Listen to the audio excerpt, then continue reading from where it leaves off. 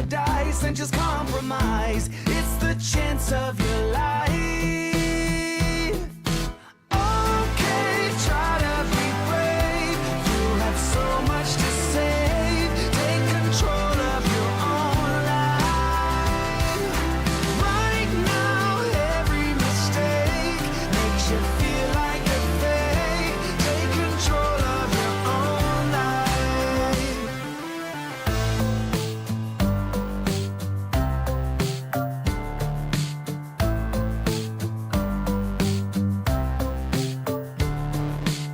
Without any thought, I keep moving on. I don't even care if my soul is gone. So many words that I should have said. Not concerned about how to live instead. Just open your eyes and take my advice. Stop rolling the dice and just compromise. It's the chance of your life. Okay, try to be brave. You have so much to save. Take control of your own life. Right now, every mistake makes you feel like a fake. Take control of your own life. Nothing in life is good. Tired and misunderstood. I would fight if I could. If I believed I should. Okay, try to be brave. You have so much to say. Take control of your own life. Okay, try to be brave. You have so much to save. Take control of your own life. Right now, every mistake makes you feel like a fake. Take control of your own life.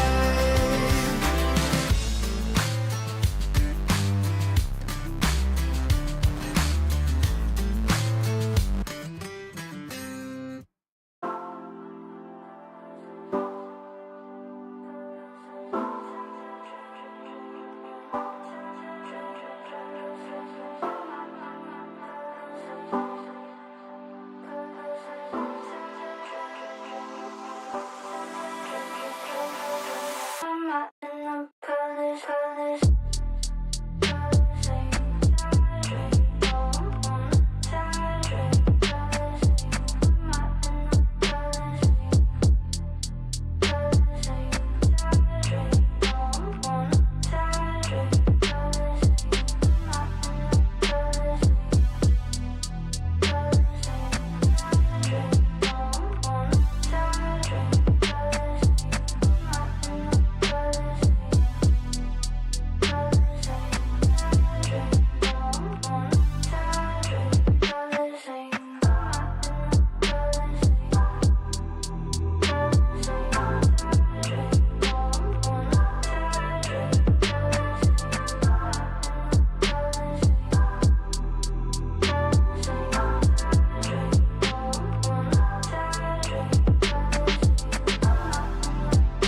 Welcome to Cyber Threat Intel, your go-to source for the latest updates, news, and insights on cyber threats. Our goal is to arm you with the knowledge to protect yourself in the digital age, whether you're a cybersecurity professional or just curious about the threats lurking in the digital shadows. Make sure to subscribe now on YouTube or your favorite podcast listening platform to join us on the front lines of cybersecurity, because in the world of cyber threats, knowledge is power. Hey, welcome to Cyber Threat Intel. I'm your host, John Good. This is episode number 18. It is Tuesday, April 16th, 2024. So I hope you're having a good week so far.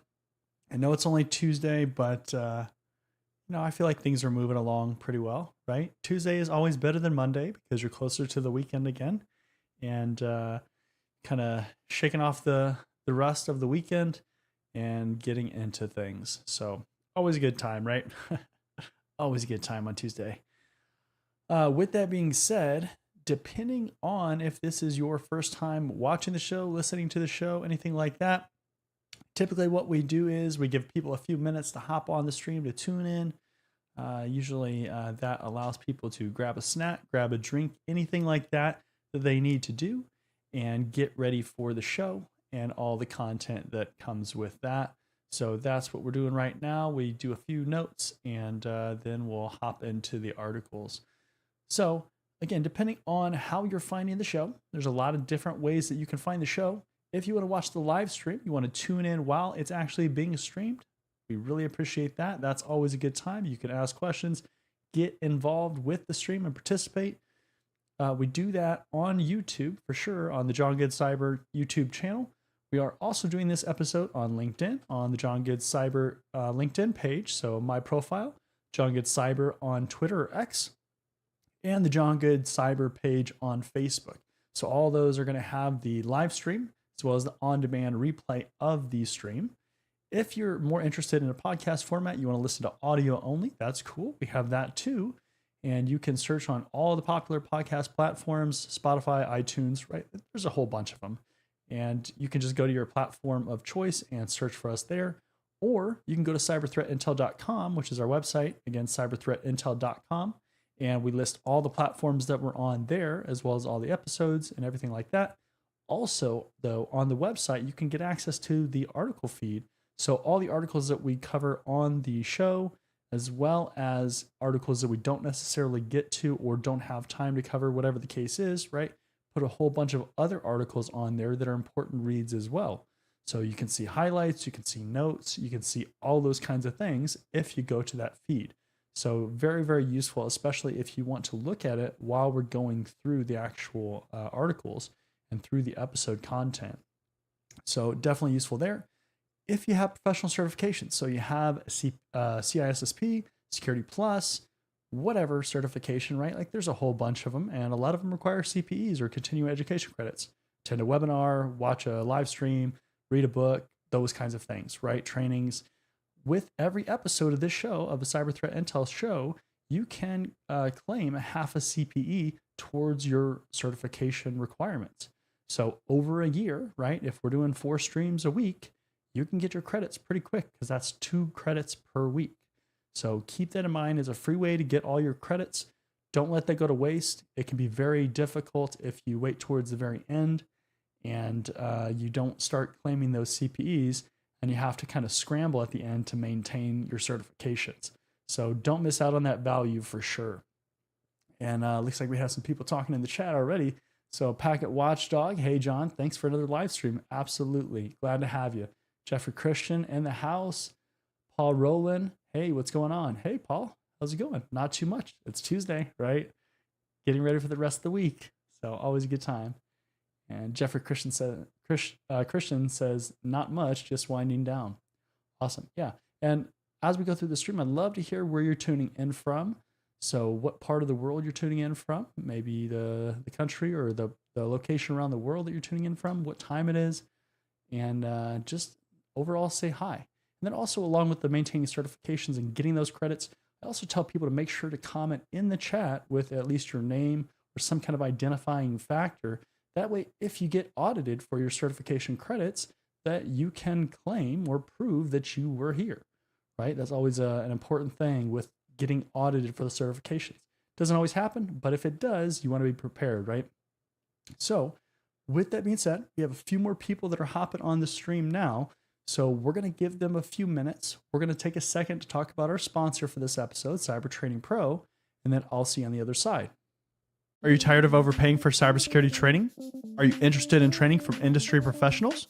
Are you looking for cybersecurity career services?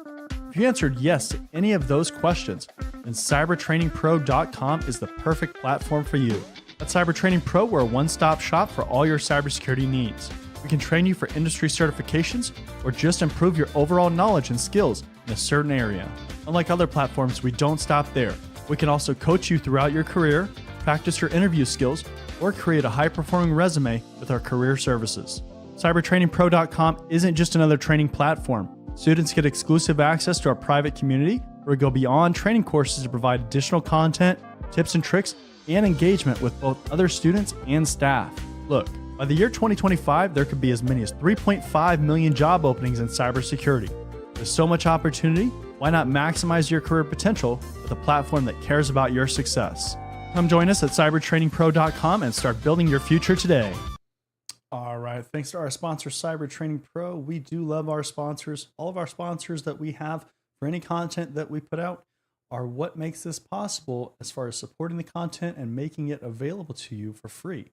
So definitely, we definitely recommend that you also show some love for our sponsors and make sure that you let them know that you appreciate what they do in supporting this content for you. So if you are a company and you're interested in sponsoring content, then make sure to also check out the description, because there is more information about how you can kick off that conversation and sponsor some content yourself. So again, we love sponsors. We always appreciate sponsors that want to help get content created and out for everybody. So very appreciative. Jeffrey Christian says he's from Atlanta. All right, cool. I've been to Atlanta a few times, the ATL. And Cyber Warrior 894 says best cyber news stream! Exclamation mark, exclamation mark, exclamation mark. From Minnesota, United States. Okay, I've been to Minnesota as well. It says newbie trying to get into cyber. So there's a lot of people trying to get into cybersecurity, new people, people in IT, kind of all across the spectrum there. And there's also people that are in cybersecurity that are trying to advance their careers. So this show can help everybody, right? It's not just for a certain group of people, it's for everybody in cybersecurity. And I have a lot of other content on the YouTube channel where that can help you as well, depending on what level of your career you're at or how many years of experience, those kinds of things, and kind of what your aspirations or goals are in your career. So I definitely recommend checking out the rest of the content that I have out there as well, and our sponsor, Cyber Training Pro, because that's a good way to get training, career coaching, all those kinds of things, right? Have somebody look at your resume. So a lot of good stuff out there. And Bailey says, coming from Oklahoma. Okay, welcome. What's the weather in Oklahoma right now? I feel like I talked to somebody relatively recently, and it was on the cooler side. But again, I live in a warmer state, so there's a lot of temperatures that are considered cooler to me. But yeah, awesome. 8-Bit Oni in the house. Welcome. Glad to have you here. So let's go ahead and switch over to my screen now, and let's start talking about the articles. Ladies and gentlemen, please take your seats. The show is about to begin. All right, new audio source there. Bailey says it was 90 degrees yesterday. Okay, that's definitely not cooler. That is on the warmer side, probably humid too, right?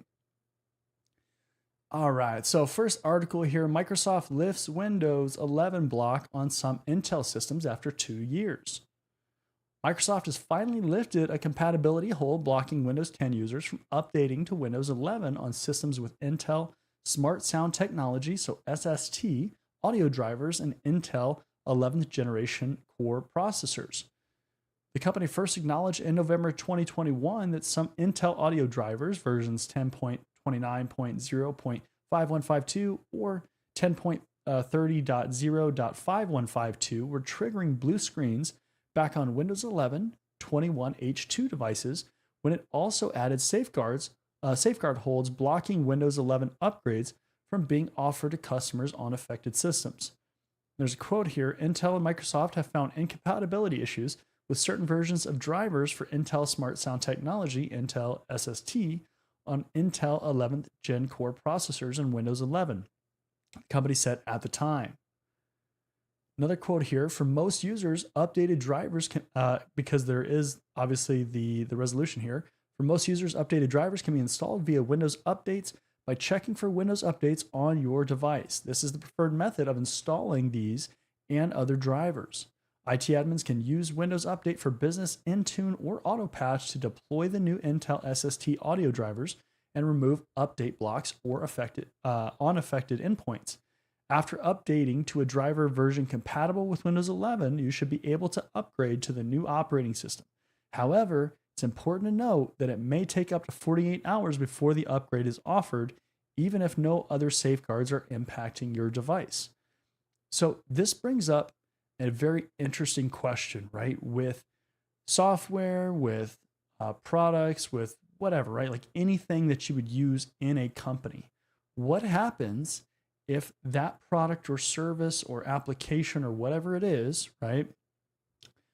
The vendor or manufacturer stops supporting it just for specific hardware, right? It's not completely stopped, right? They didn't just stop making Windows 11. Windows 11 is still around, but they stopped supporting it, supporting these updates for certain hardware, right? So what happens when that happens?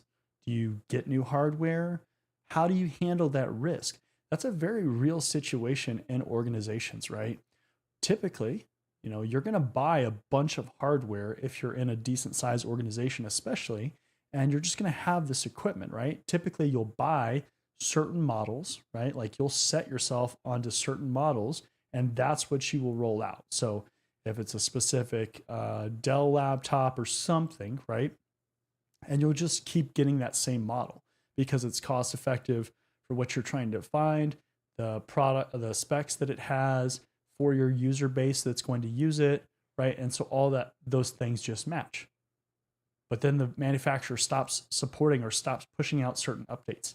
And then all of a sudden there's new vulnerabilities that are associated to that. Now, I have to believe that as a manufacturer, if they start seeing a bunch of critical vulnerabilities, right, that are associated with something like this, that they would, maybe put a little bit more effort into resolving whatever the issue was. And so like this one took 2 years, right? 2 years without an update to this. What if there's a vulnerability that was found? What if there's a 0 day, right? All of those things are realistic things that could happen, right? And you're completely dependent on that vendor as far as the hardware goes. So how do you address that? Well, if you've ever heard of something called compensating controls, right? That is the idea of essentially making up for gaps in something, right? So gaps in controls.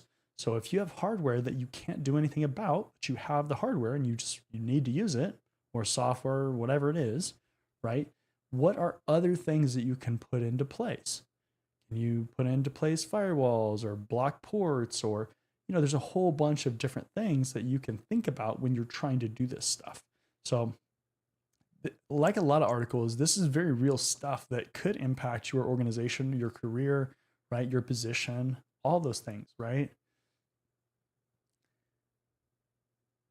Let's see. 8-Bit Oni is from Texas. All right. Welcome from Texas. Jeffrey Christensen says, still waiting on them to fix the update issue on Windows 10 1-2024 22HS patch. Fails all the time and even tries to update back to 1.24 even though it's on 4-24 patch cycle. Yeah, I mean, Microsoft, right?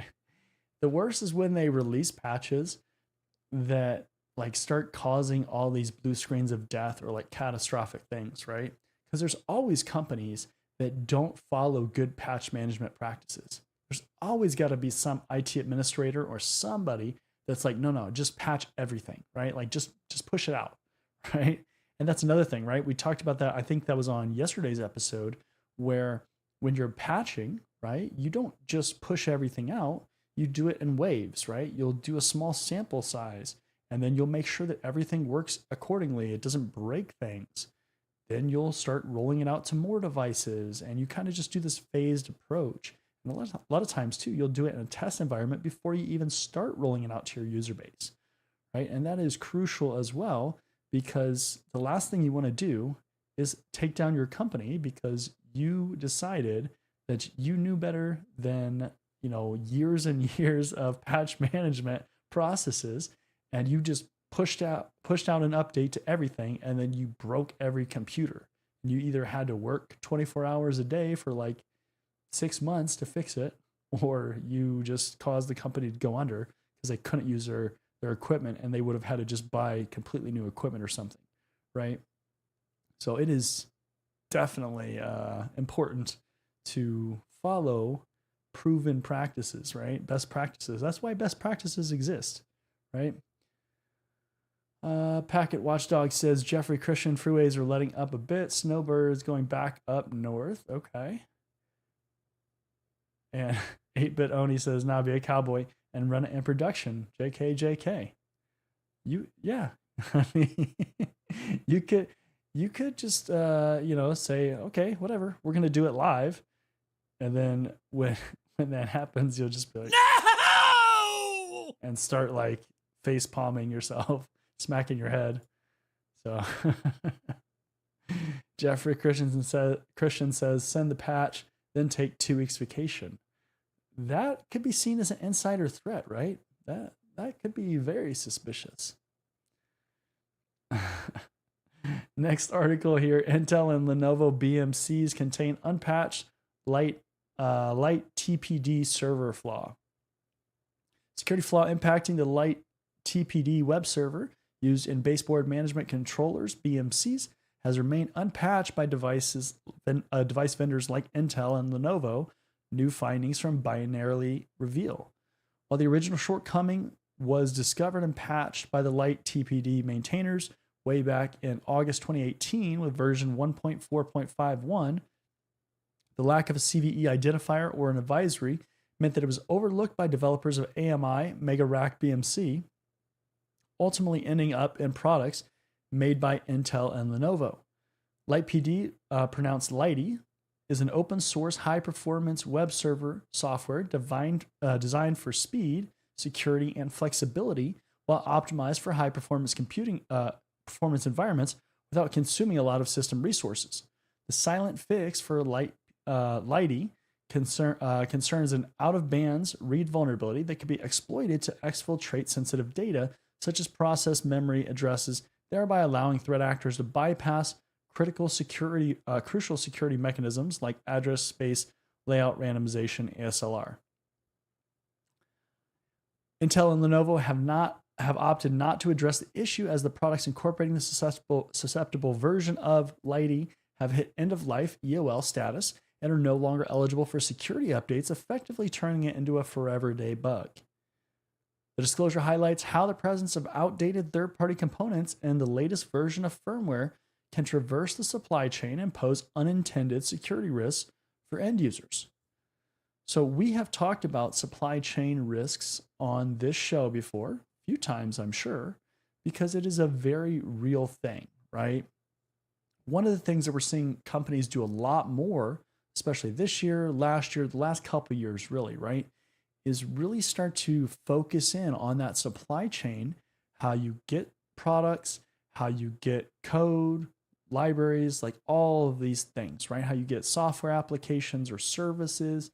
And the reason for that is because supply chains have been a factor in breaches, right? We've seen that in several organizations, several large incidents or breaches that have occurred as a result of supply chain issues or lack of supply chain security. And so with this, for instance, this is always, an interesting thing when we're talking about end-of-life devices too. So, or end-of-life statuses for software or whatever it is, right? How does that end-of-life phase or status affect your environment, right? So if something is end of life, are you using it in something you're, within your organization, a software application or product or something? Is that product itself, right? The full product, is that end of life something that you're critically using? And that is a core piece of your business or business processes, right? And that's why part of supply chain security and getting things from vendors involves understanding what's going on with your vendors, what's going on with your manufacturers, right? What are they doing? Are they still focusing on security? Are they going to go out of business themselves, right? What if the business completely goes out, goes bankrupt or something like that, and doesn't just end of life a certain piece of software, or they start struggling financially, right? You can see them start to kind of tighten the screws and focus on certain things and not focus on other things. And all of that can be risk, right? That all translates to risk to your organization if you're using it. And so how does that risk impact your organization, right? Is it a critical risk because it's a critical business process that is affected? We don't know, right? Because we're just kind of speaking hypothetically, but those are real scenarios that you have to think about in your organization, right? And as supply chain security, as just part of a good security program. So very, very important. Ghostman says trying to get into cyber, getting a bit discouraged after reading cybersecurity subreddit. That's probably problem number one is going on Reddit. They say it's oversaturated for entry level and 6 years minimum to break in. Is this true? No, that's not true. I have a lot of different information and videos out there on the channel that all talk about getting into cybersecurity, how much experience you need, how you can do it effectively, how you can be a more competitive candidate. So I would definitely just start going through the career advice section of the channel and those videos on the playlist, because there is a bunch of information in there that will make you feel better. Frankly, you went on Reddit, so Reddit does sometimes tend to be toxic. I'm just saying, like, realistically, I think we've all kind of browsed through Reddit, and yeah, I don't want to focus too much on Reddit, but I would just start going through the career advice videos that I have, because that is just not true. So let's keep moving on here. Next article, FBI warns of massive toll services smishing scam. FBI is warned of a prolific new smishing campaign using road toll collection as a pretext to trick victims into handing over their personal information and money. This is a quote. The text claimed the recipient owes money for unpaid tolls and contains almost identical language. The outstanding toll amount is similar among the complaints reported to the IC3, the PSA noted. And this is a continuation of the quote. However, the link provided within the text is created to impersonate the state's toll service name, and phone numbers appear to change between states. So they're trying to obfuscate their phone numbers that they're using, right? These kind of phishing scams and smishing, they're interesting to kind of analyze and look at, right? Obviously, it's not great if you fall victim to it or you know somebody that falls victim to it, but it's certainly interesting to look at like the creativity that some of these attackers or malicious threat actors will use and the lengths that they will go to in order to pull off some of these scams, right? They get very creative. It is quite fascinating to see some of this stuff.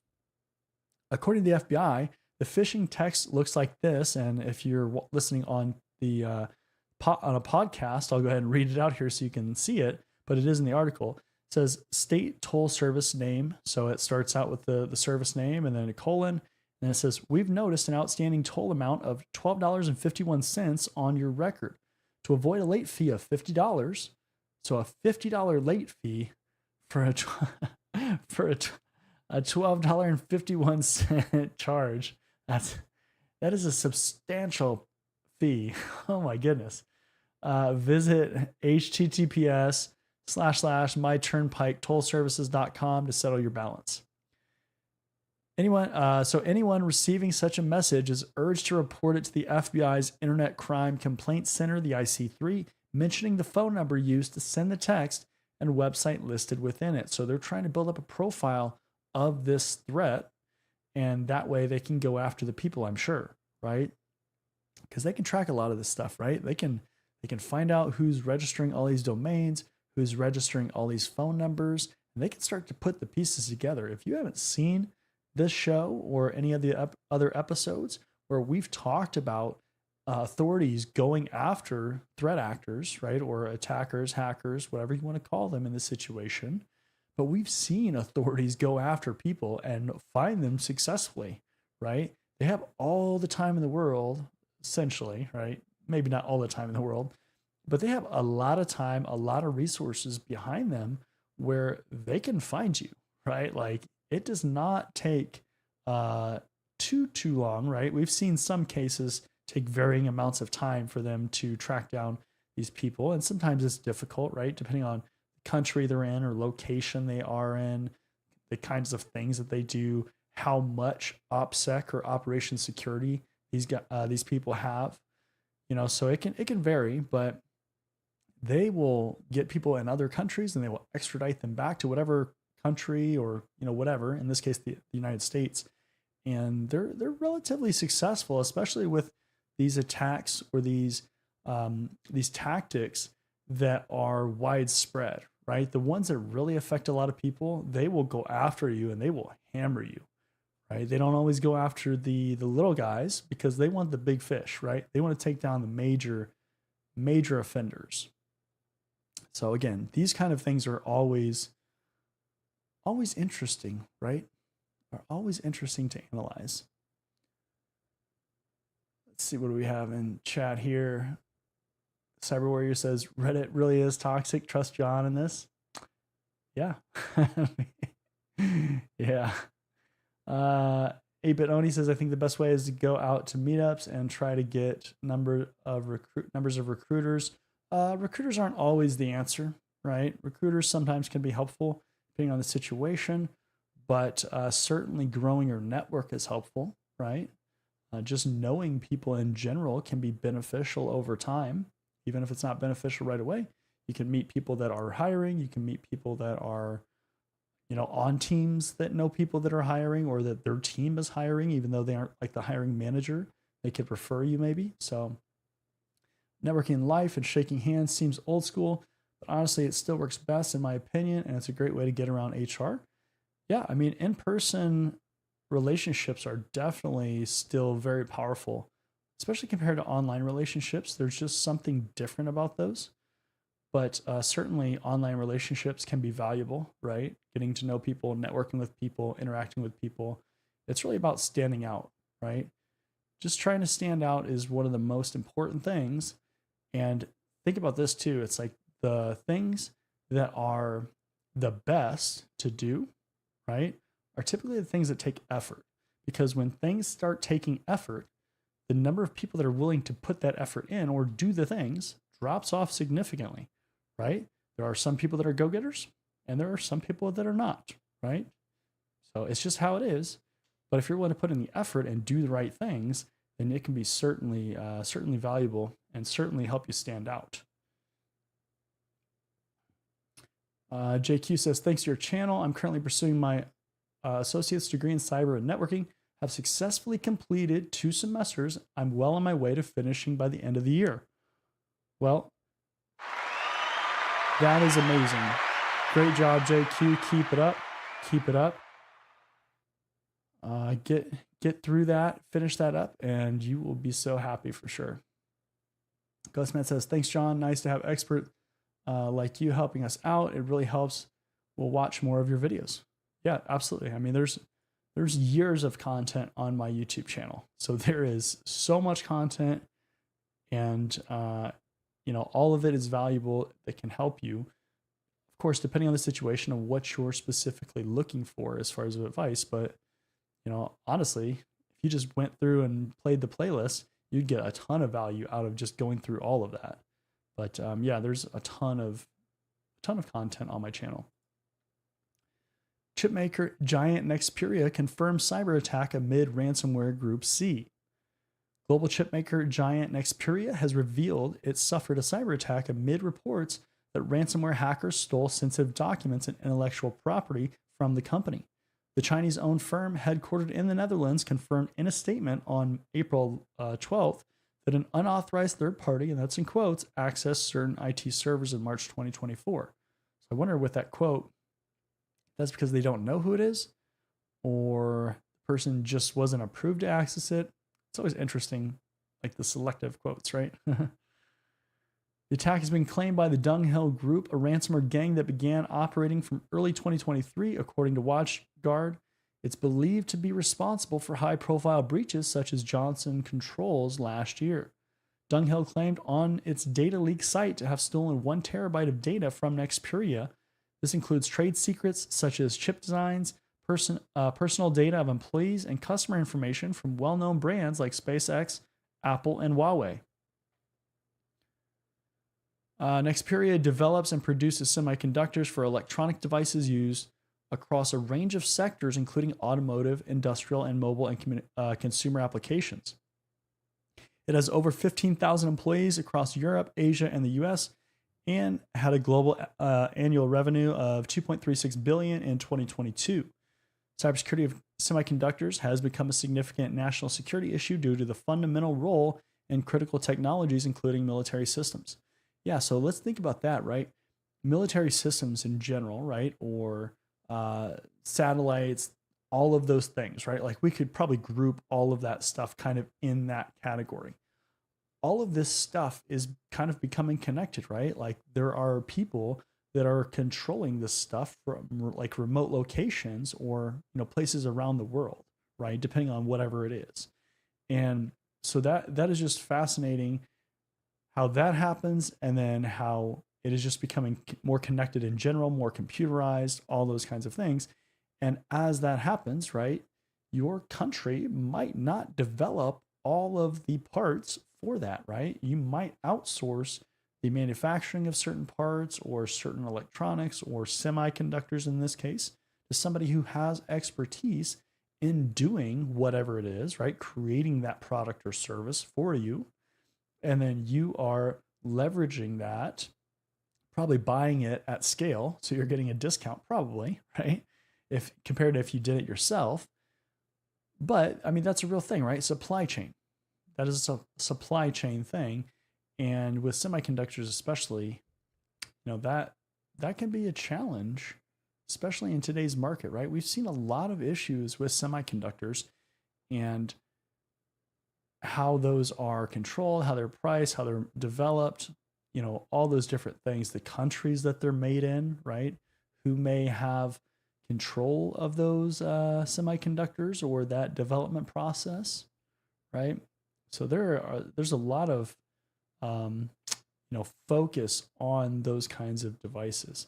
So, but anytime we see unauthorized third party, as just a somebody who is consuming a vendor product or service, right? That should always concern you, because again, supply chain security, vendor risk management, third party security, these are all terms that we use to describe this kind of situation, and that we have to focus on it. And that's why we pay attention to what happens to our vendors, right? We watch their news presses, their press releases. We watch their SOC 2 reports or their ISO 27001 reports, those audit reports for certifications. Maybe their penetration testing reports, right? We watch all this stuff because we want to identify risk as early as possible, ideally before something happens. I mean, in a perfect world, but certainly when something does happen, then we have to be concerned, right? We have to address that concern. We have to identify what happened. Do we think this is a systemic issue with that vendor? And if it is, maybe we look at other options, right? Maybe we look at other providers, other manufacturers, other vendors to provide us a similar or the same product or service, right? Depending on whatever it is. Or we start making it on our own because it's just too risky and nobody else does it, right? So there are all these kind of considerations that go into that process. So supply chain security, vendor risk management, right? Very important today. Daxin ransomware gang claims attack on Omni hotels. The Daxin team ransomware gang claimed a recent cyber attack on Omni Hotel and Resorts and is now threatening to publish customer sensitive data information if a ransom is not paid. Hotel chain was added to Daxin team's dark web leak site over the weekend, 2 weeks after a massive outage brought down the company's IT systems and impacted reservation, hotel room door lock, and point of sale or POS systems. Not sure if you heard about this. This is pretty interesting though, right?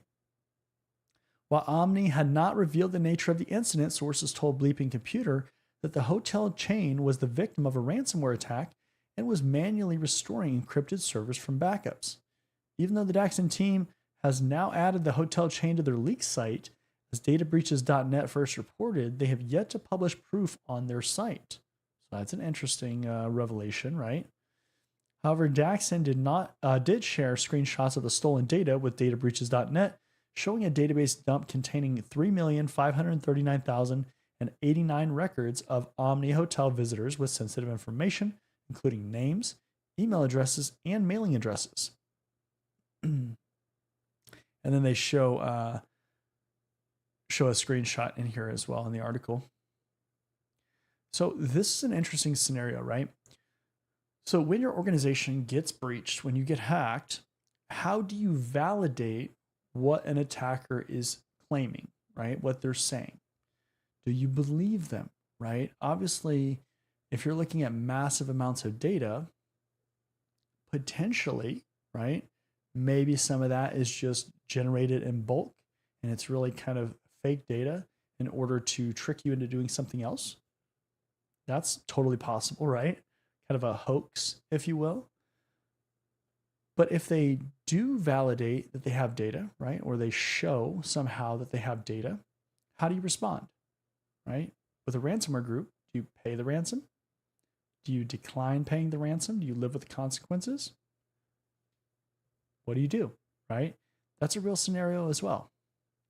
And one that you certainly have to think about. There's always going to be some legal repercussions with however you handle this, right? And just the fact that you're kind of compromised to that level. But what kind of auditing do you have? How good are you at identifying what actually happened in your network and being able to put the pieces together, saying who accessed what, where attackers were, what part of your network, what they were able to see, all those kinds of things, right? How good are you at doing that? It's a very important aspect of actually being able to validate or refute what attackers say, despite whatever they're able to show you, right? And obviously that's not always foolproof, right? But it could certainly be helpful if you can literally look at your logs and see everything that happened, see all the access, right? Like you have just stellar logging or stellar auditing, and you can see all this stuff. I'm going to tell you right now, typically that's not always the case, right? Not every company is that good, right? But if you do the things that you're supposed to do and you have logging in the right places, you have zero trust maybe implemented, right? These are all things that can help your network be more secure and prevent certain attacks or certain incidents from occurring. And Jeffrey Christian says, due care and due diligence. Absolutely, right? Due care is that whole idea of putting a security program in place, doing the things you should up front, then due diligence over time, right? And this is kind of CISSP 101, due diligence over time, making sure that you're updating that program, that you're maintaining that program throughout its life cycle, right? Those are very, very important things that you need to do. Right. And also too, as we have questions in the chat and kind of we accumulate them, a lot of times what we will do with this show is we will have an after show as part of the show. So we'll do all the articles, go through all the content, and we'll have an after show. But if we don't have an after show, you are certainly more than welcome to post your comments in the comment section of the video or of the live stream, and I will answer those as well. You can also hop on the Discord server and you can ask the questions there, or you can also check out Cyber Training Pro and do the career coaching on there, and then we can also talk about questions or specific situations and break those down on there as well. So with this one in particular, we are not going to have an after show. So I just want to throw that out there so you know. But like I said, a lot of times we do try to have after shows, especially if we have good presence on the live stream.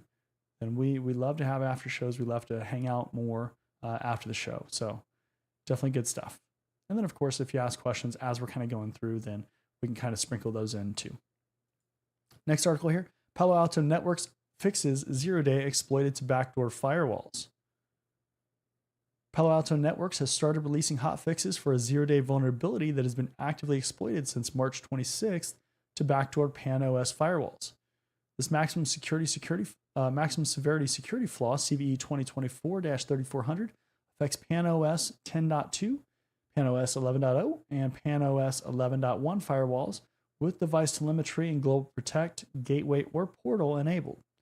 Unauthenticated threat actors can exploit it remotely to gain root code execution. That's bad. Via command injection and low complexity attacks that don't require user interaction. Even worse, right? Low complexity attacks. Eesh. According to Palo Alto Networks Advisory, Cloud, Next Generation Firewall, Panorama appliances, and Prism Access are not exposed to attacks via this vulnerability. Admins still waiting for a hotfix can disable the device telemetry feature on vulnerable devices until a patch is deployed. Those with an active threat prevention subscription can also block ongoing attacks by activating Threat ID 95187, threat prevention-based mitigation. Palo Alto Networks' warning of an active exploitation was confirmed by security firm Volexa, which discovered the zero-day flaw and detected threat actors using it to backdoor Pan OS devices using upstyle malware, breach networks, and steal data. Threat researcher Yakata Siyahama revealed on Friday that he found over 82,000 Pan OS devices exposed online and vulnerable to CVE 2024-3400, so that should be not 34,000, attacks, 40% in the United States.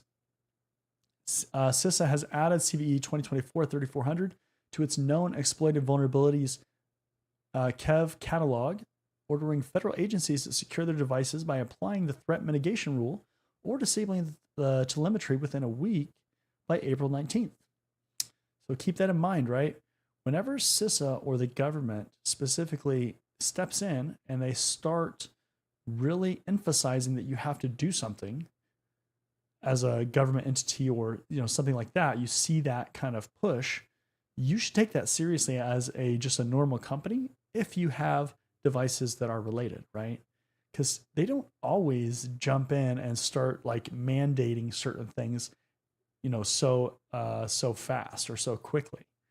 So if they start doing that, you really should take notice as a company, right? That's a general, immediate implementation kind of thing where you need to really amp it up and try to follow along with what they're saying, right? There's usually a good reason why they're doing that. All right, Meta to close threads in Turkey to comply with injunction prohibiting data sharing with Instagram. Meta said on Monday that it plans to temporarily shutter threads in Turkey from April 29 in response to an interim injunction imposed by the Turkish Competition Authority last month over the way that Meta shares data between Threads and Instagram. How many of you out there use Threads? Be curious to hear about that. Do you use Threads and Instagram? Just Threads? Just Instagram? What do you think about that? Turkish Competition Authority, TCA, known as Rekabet Karumu, I'm not sure if I said that right, noted on March 18th that its investigations found that Meta was abusing its dominant market position by combining the data of users who create thread profiles with that of their Instagram account without giving users the choice to opt in. This is the latest in a long line of regulatory battles Meta has faced in the European region. The company was hit with a $267 million fine over WhatsApp GDPR breaches in the European Union, the EU, in 2021, and it was also forced to sell Giphy, which it had acquired for $400 million, to Shutterstock for $53 million on the grounds that the deal reduced competition. In 2022, Turkey imposed an $18.6 million fine on Meta for combining user data across Facebook, Instagram, and WhatsApp. In January this year, Turkey's TCA said it would be issuing Meta with an additional $160,000 fine each day for non-compliance with the previous order. That's a pretty substantial fine. TCA argued that a notification message that Meta sent to users about its data sharing practices was insufficient and lacked transparency. Always interesting with Meta and Facebook. Then Turkish regulators had announced the investigation on the way Meta linked Threads and Instagram in December, concluding last month that there was a strong case to answer for. So whenever you're creating an application, creating a service, right? And then you create another one, you purchase another one, you acquire another one, right? Whatever the case is, that is sometimes a concern, is how data sharing happens between those, how privacy implementations or privacy controls are implemented.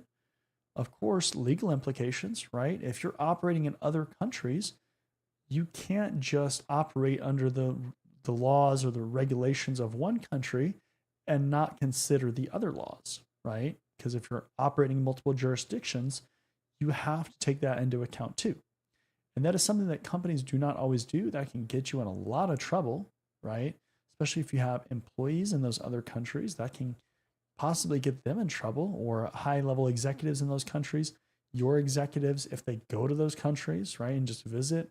There's all these kinds of things that can happen as a result of those kinds of scenarios. So it's always interesting to see Meta in the news, right? They're always in the news for privacy practices or like data collection, like random incidents that they're just doing these kind of shady things. You see that all the time, right? So this is not necessarily a new thing, right? It's not the first time we've seen them in the news. It's not going to be the last for sure. So always interesting, but definitely some substantial fines, I guess, for normal people, right? for a company like Facebook or Google or something like that, where they have just massive amounts of cash or money, maybe that's not such a big deal, right? Maybe it's just like a speeding ticket kind of thing. You see that too, where the fines are not always as impactful for these mega corporations. So 8-Bit Oni says audit, audit, audit. Yep. Gregor Christian says just do it. Data sovereignty. Yeah, I mean, that's another thing, right? Data sovereignty is where is that data stored? Whose data center is it in, right? You see that a lot with cloud providers now. You have the ability to spin up things like S3 buckets or Dropbox services, storage services in different regions, different data centers, those kinds of things. A lot of these different countries have different data regulations or privacy regulations on that data and requirements for that. If you're a service provider providing something to other businesses, what kind of requirements do those businesses have that they need to satisfy, right? To keep them out of hot water, which then also keeps you out of hot water. So there's all kinds of certain things that have to be considered. $137 billion revenue from Meta last year. 18.6 million was a junior VP salary. Yeah, I mean they yeah, it's crazy. Some of these fines are just like it's like sticker shock when you see them, but if you're with the bank account and you have, over $100 billion in revenue, you're like, it's all good, right? Not a big deal. We made enough to cover that and then some, right? Yeah, always an interesting time. So with that being said, that is the last article for this episode of Cyber Threat Intel. Again, this is episode number 18. It is Tuesday, April 16th, 2024. Again, I'm your host, John Good. Wherever you're watching or tuning in to this episode from, remember there's a whole bunch of different ways that you can tune in. If you want to hop on the live stream, we always appreciate people getting on the live stream and joining us, interacting with us, chatting, having a good old time here. We're always on the John Good Cyber YouTube channel. This episode currently is on LinkedIn on John Good Cyber profile. So my profile, the John Good Cyber Twitter or X account, and the John Good Cyber Facebook page. So that's for the live stream. That's for the on-demand replay. If you want to listen to podcasts, you can also search on your favorite podcasting platform, and you can just search for Cyber Threat Intel. We will come up there. Or you can go to cyberthreatintel.com. Again, cyberthreatintel.com. You can see all the platforms that we're on there, as well as all the episodes. And you can also see the article feed. So if you want to read the articles that we talked about today, you can see those on there. There's also other articles that we've added that were not covered in today's episode, and the articles for the previous episodes. So you can check out all that stuff on the article feed. Again, that's on cyberthreatintel.com. And then also, make sure you get your CPEs, make sure to maintain your certifications. So take advantage of that, take credit for that, claim those. And then if you're a business and you're looking to sponsor content, make sure to check out the description, because there is information there about how you can kick off that conversation and get to sponsoring some content. We love our sponsors, right? So With that being said, we're going to go ahead and wrap it up for today. I appreciate everybody that hopped on and joined the conversation. Again, love having you on the live stream. So really appreciate it. And with that being said, we're going to wrap up and I'll see you in the next one. See you later. Are you tired of overpaying for cybersecurity training? Are you interested in training from industry professionals? Are you looking for cybersecurity career services? If you answered yes to any of those questions, then cybertrainingpro.com is the perfect platform for you. At Cybertraining Pro, we're a one-stop shop for all your cybersecurity needs. We can train you for industry certifications or just improve your overall knowledge and skills in a certain area. Unlike other platforms, we don't stop there. We can also coach you throughout your career, practice your interview skills, or create a high-performing resume with our career services. Cybertrainingpro.com isn't just another training platform. Students get exclusive access to our private community where we go beyond training courses to provide additional content, tips and tricks, and engagement with both other students and staff. Look, by the year 2025, there could be as many as 3.5 million job openings in cybersecurity. With so much opportunity, why not maximize your career potential with a platform that cares about your success? Come join us at cybertrainingpro.com and start building your future today.